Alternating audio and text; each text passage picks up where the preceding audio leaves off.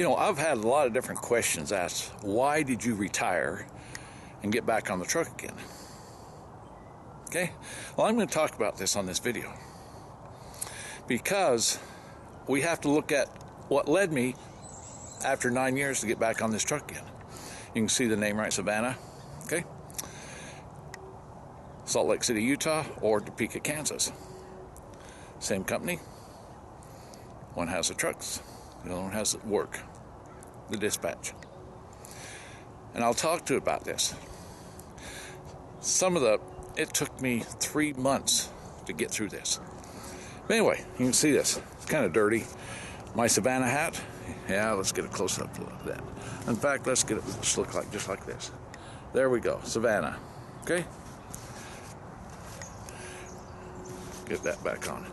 But I want to talk to you why I did what I did. Some of you are going to say, I'm crazy. Some of you say, you're just a trucker. But there's more to it than that. I'll be right back. Okay, I changed hats. See that? Rip City.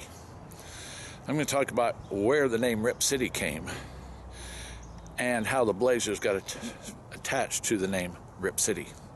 If you ever go to the ball game, you're going to see Rip City. Okay? You're going to hear Rip City. Also, see it? Rip City. Some of the cool stuff I got. Okay, Rip City on my back of it, you know, it's really cool.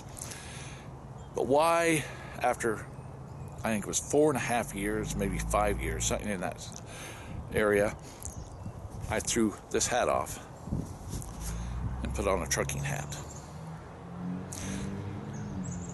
I watched every single Rip City game for almost 5 years. I think they went into the finals for 5 years. And I watched them. I was there. And I got paid for it. But what did I do? Or why did I do it? Maybe I should say why. And to what? Because it was not an easy task to get, after 9 years, to get back on the truck. Every law in the world, it seemed like, was against me. They didn't want me. I will talk more about this in my future videos. You stay right here with me. I'm Steve Allen, and I'll be back to you shortly, so don't you leave any question. Why, when you retired, you went back to work? I won't call it work, because what the deal is here is, to me, work is something, I can't say you enjoy, but you don't enjoy. Okay?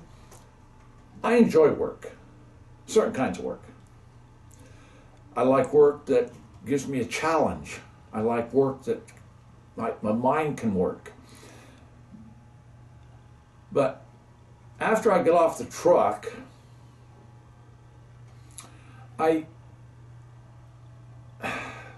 it was fine.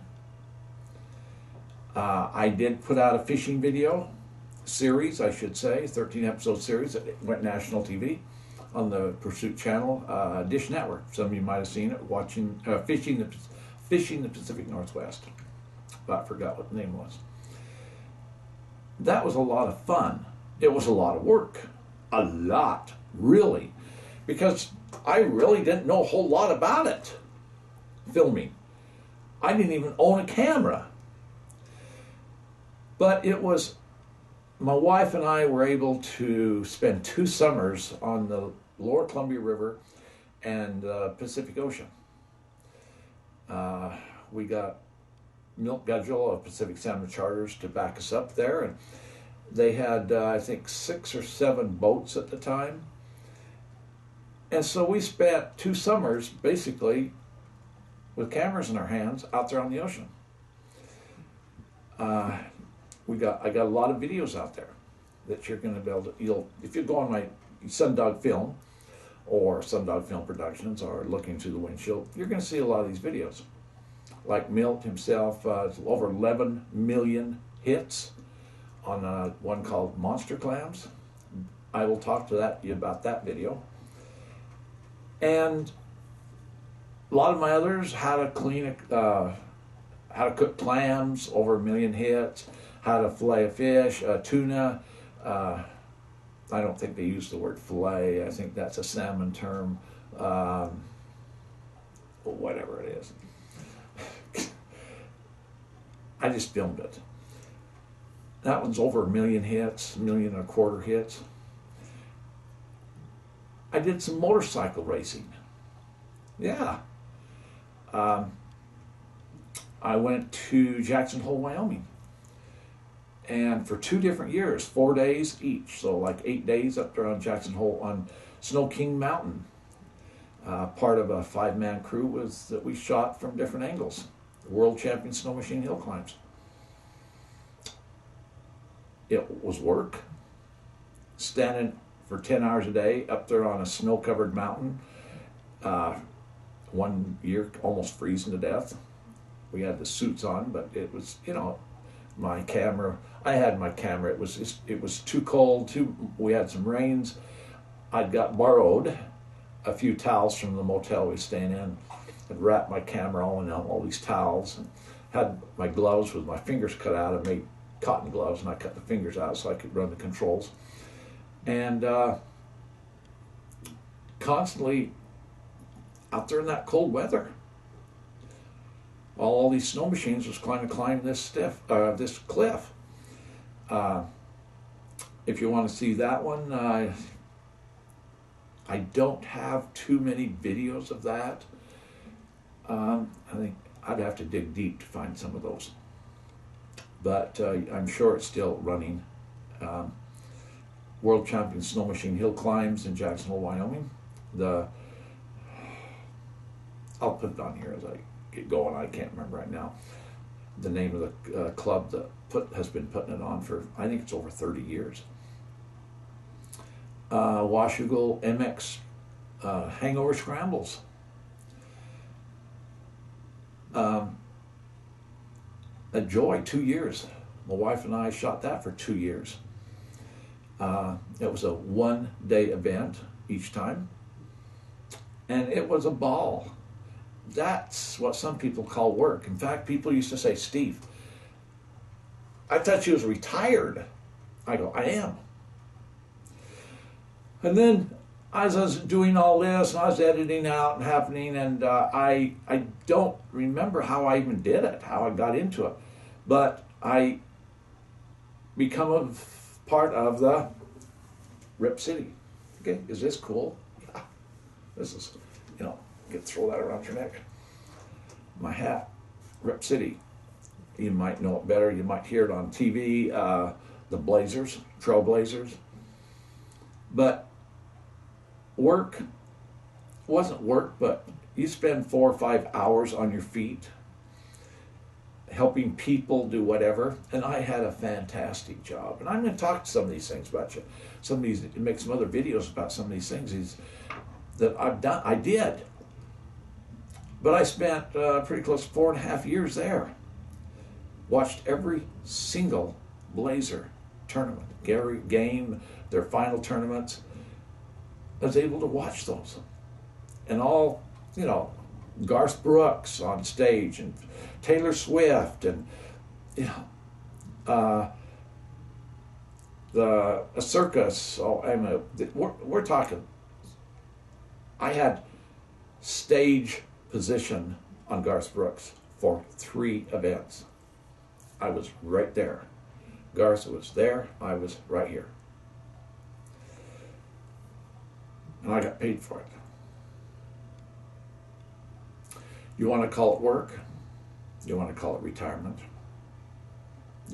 I could have sat back in my chair and watched TV. I could have gone fishing. And by the way, I'm not a fisherman. That was the big deal. When I shot fishing in the Pacific Northwest, I never have been a fisherman, and I'm still not a fisherman. I think I got a hold of a pole 3 times. I think I brought in 1 salmon one time. My thing was shooting the pictures. That's what I called retirement. But then came the day that something was clicking. I was at Moda Center. This was started, I don't know how few months ahead of time. Something triggered these thoughts, and I don't know what it was. But what my thoughts were, and they kept coming to me. And I guess I was triggered by people would say, Steve, did you take any pictures while you was truck driving? No, I didn't even own a camera. I didn't own a still camera. I wish I had, but I have no pictures. I have memories, a couple of pictures of a couple of trucks, and I have beautiful trucks. And these things happened, I don't know how. But the last probably 33, 4, 5, 6 months before I finally says, that's it, I'm done with the Moda Center. I've done it. I've done it. Others just keep staying there. I can tell you right now, it just wasn't in the money. And it wasn't making me do what I want to do. Something. Sometimes you just don't know what it is. Sometimes you just don't know what it is. But something just keeps saying, there's more to life than you're experiencing. It's been great, but it's not complete. The next video, I'm going to talk about the Moda Center, how I moved back into truck driving, and a little bit about the headaches I had, big headaches, almost gave up. I almost totally gave up. So anyway, I'm Steve Allen, and just enjoy your day. Enjoy life. Sounds like my cell phone is beeping on me. Hope each and every one of you have a great day. Follow me at Sundog Film Production, Looking Through the Windshield. I've got it right here on my big screen. And you're going to see some pictures on my road trips with the big truck, and here on the big screen. So a little bit of entertainment, so you just don't have to look at me the whole time.